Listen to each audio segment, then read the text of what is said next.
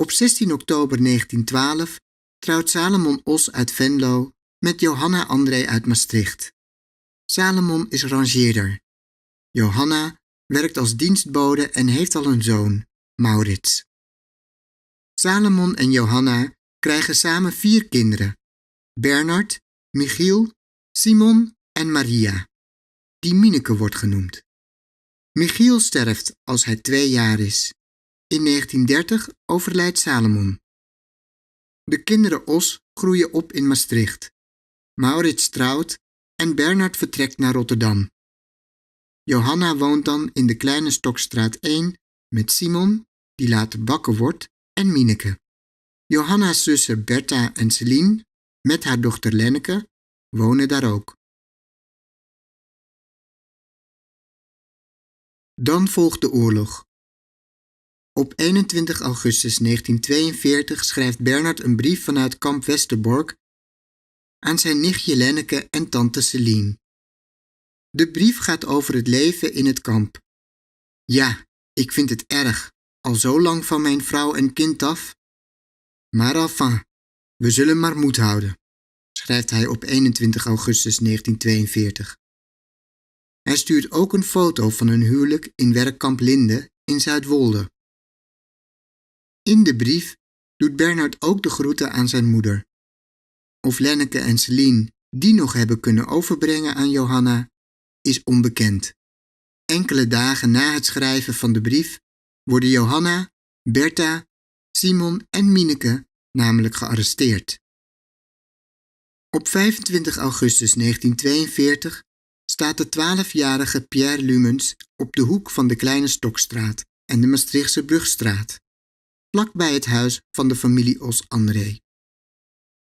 In zijn herinnering is het ergens tussen 12 en 1 uur wanneer hij ziet hoe Mineke Os en haar broer Simon op klaarlichte dag door de Nederlandse politie gedwongen worden samen met 100 andere Maastrichtse Joden over de Sint-Servaasbrug in de richting van het station te lopen. Vervolgens gaan allen naar de school aan de Professor Pieter Willemstraat, de verzamelplaats voor te deporteren Joden. Pierre herkent Mineke en Simon Os. Mineke huilt niet, maar haar houding is terneergeslagen, zal hij later zeggen. De rol van de Nederlandse politie is overigens uitgesproken. Duitse militairen of agenten ontbreken bij deze gedwongen tocht door de Maastrichtse binnenstad, op weg naar deportatie naar kamp Westerbork. Johanna, Bertha, Simon en Mineke vertrekken op 28 augustus 1942 vanuit kamp Westerbork naar Auschwitz. De trein stopt in Kozl, zo'n 80 kilometer voor Auschwitz. Daar worden alle Joodse mannen tussen de 15 en 50, onder wie Simon Os, met geweld van hun vrouwen en kinderen gescheiden. Vervolgens worden ze uit de trein gehaald en naar verschillende werkkampen getransporteerd om dwangarbeid voor de Duitse industrie te verrichten. Na de stop in Kozl gaat de deportatietrein met onder andere Johanna, 57 jaar, Bertha, 55 jaar en Mineke, 16 jaar, verder naar Auschwitz. Bij aankomst op 31 augustus 1942 worden ze onmiddellijk vermoord. Bernard wordt op 28 februari 1943 in Auschwitz vermoord. Simon Os is op 30 april 1943 ergens in Midden-Europa vermoord.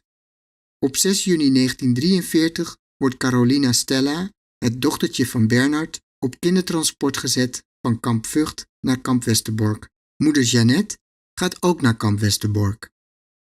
Carolina Stella overlijdt daar op 8 juni 1943. Ze is dan nog geen 3 jaar oud. Jeannette wordt op 16 juli 1943 vermoord in vernietigingskamp Sobibor. Celine, de zus van Johanna Os-André, zou met haar dochter Lenneke zijn ondergedoken.